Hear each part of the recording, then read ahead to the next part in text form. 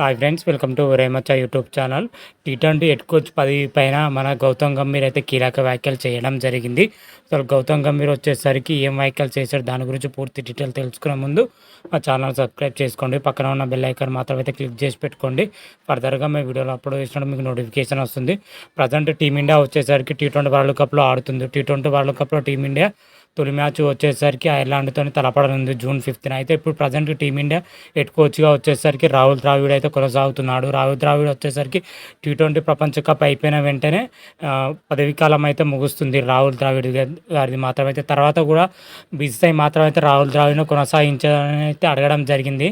కాకపోతే రాహుల్ ద్రావిడ్ గారు వచ్చేసేసి టీ20 ప్రపంచ కప్ తర్వాత టీమిండియా హెడ్ కోచ్కి అయితే నేనైతే పనిచేయని క్లారిటీగా అయితే చెప్పడం జరిగింది. ఈ తరుణంలో బీసీసీఐ మాత్రమైతే టీమిండియా హెడ్ కోచ్ పదవికి సంబంధించి నోటిఫికేషన్ కూడా విడుదల చేయడం జరిగింది. చాలామంది క్రికెటర్లు అయితే అప్లై చేసుకోవడం జరిగింది.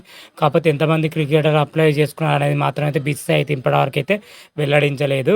కాకపోతే మనకు అందుతున్న సమాచారం ప్రకారం అయితే టీమిండియా రాహుల్ ద్రావిడ్ తర్వాత టీమిండియా హెడ్ కోచ్గా పనిచేసేది గౌతమ్ గంభీర్ అనేది అయితే ఎక్కువ అంటే ఎక్కువ వినబడుతుంది.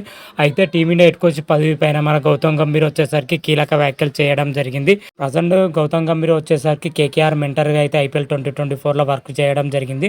కేకేఆర్ ఐపీఎల్లో విశ్వ విజేతగా నిలవడంలో గౌతమ్ గంభీర్ కీ రోల్ పోషించిన విషయం కూడా తెలిసిందే.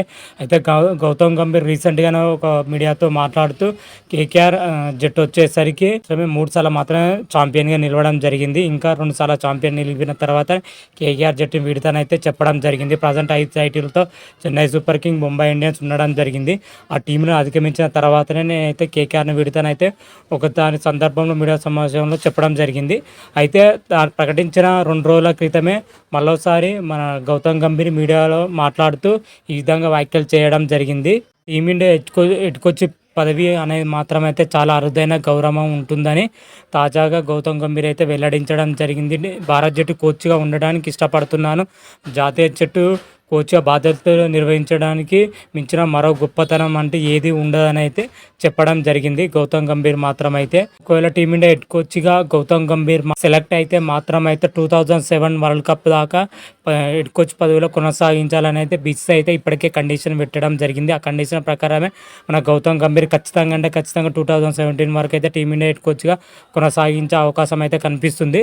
అయితే టీమిండియా హెడ్ కోచ్గా పనిచేసేందుకు అయితే గౌతమ్ గంభీర్ సుముఖతగా ఉన్నట్లయితే మన గౌతమ్ గంభీర్ మాటల్లోనైతే తెలుస్తుంది.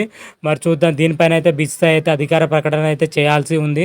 మరి ఎలాంటి నిర్ణయం తీసుకుంటుందో అయితే చూడాలి. బీసీసీఐ ఏ నిర్ణయం తీసుకున్న వెంటనే మరొక వీడియో చేసి అప్లోడ్ చేస్తాను. అంతవరకు మీకు ఈ వీడియో కానీ నచ్చినట్టయితే లైక్ చేయండి, షేర్ చేయండి. మరిన్ని వీడియోల కోసం మా ఛానల్ సబ్స్క్రైబ్ చేసుకోండి. పక్కన ఉన్న బెల్ ఐకాన్ మాత్రమైతే క్లిక్ చేసి పెట్టుకోండి. ఫర్దర్గా మేము వీడియోలో అప్లోడ్ చేసినప్పుడు మీకు నోటిఫికేషన్ వస్తుంది.